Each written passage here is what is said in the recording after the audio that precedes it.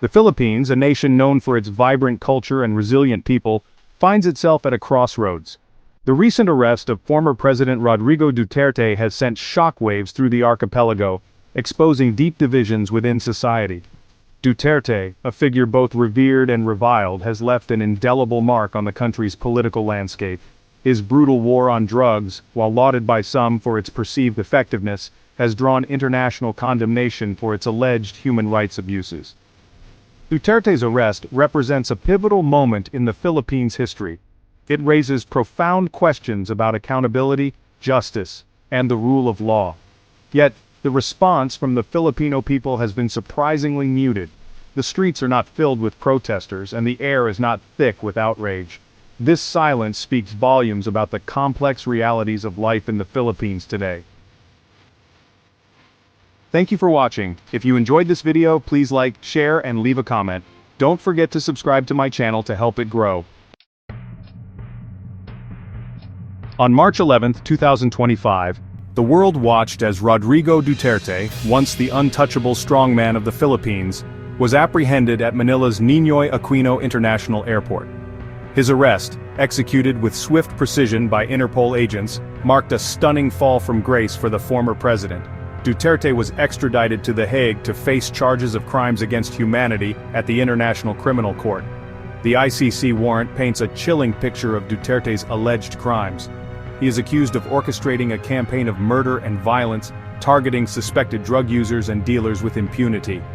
The court holds him responsible for at least 43 murders, but the true death toll is believed to be far higher. Human rights groups estimate that as many as 30,000 people were killed during Duterte's bloody crackdown on drugs. Duterte's arrest sent shockwaves through the Philippines and beyond, but within the Philippines the reaction was more subdued. While some celebrated the prospect of justice being served, many greeted the news with a sense of resignation or indifference. The lack of widespread protests or public outcry following Duterte's arrest is perhaps the most unsettling aspect of this unfolding drama. In a nation known for its passionate citizenry and history of people power, the silence is deafening. It begs the question, why are so many Filipinos seemingly indifferent to the gravity of the situation? One possible explanation is the pervasive climate of fear that has gripped the Philippines in recent years.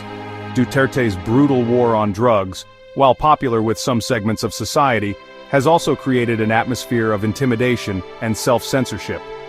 Critics of the government have been silenced, often through violence and intimidation.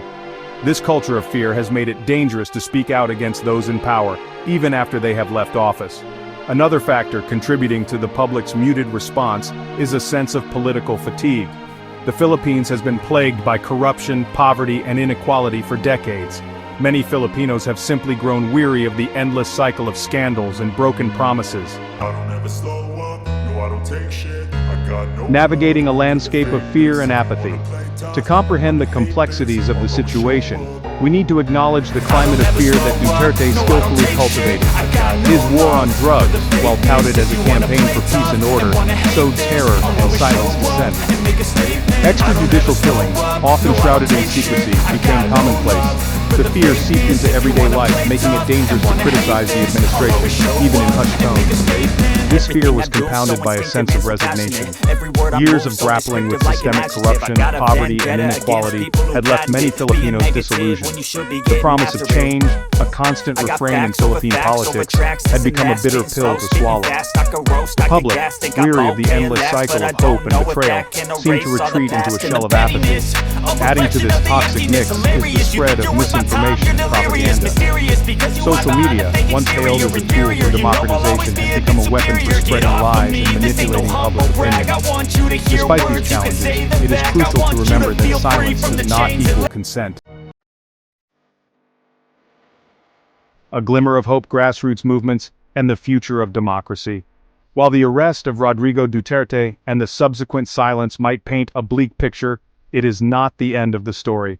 Amidst the shadows of fear and apathy, a glimmer of hope emerges from the grassroots. Across the Philippines, ordinary citizens are stepping up to demand accountability and reclaim their democracy. Small, community-based organizations are organizing forums and discussions, providing platforms for people to share their experiences and challenge the culture of silence. Students, artists, and activists are using their voices and platforms to raise awareness about human rights abuses and demand justice for the victims. These grassroots movements, while seemingly insignificant in the face of powerful forces, represent a beacon of hope. They embody the indomitable spirit of the Filipino people, their unwavering belief in justice, and their refusal to be silenced. The road ahead will be long and arduous. The fight for a just and equitable Philippines continues, fueled by the courage of ordinary citizens who dare to dream of a better tomorrow.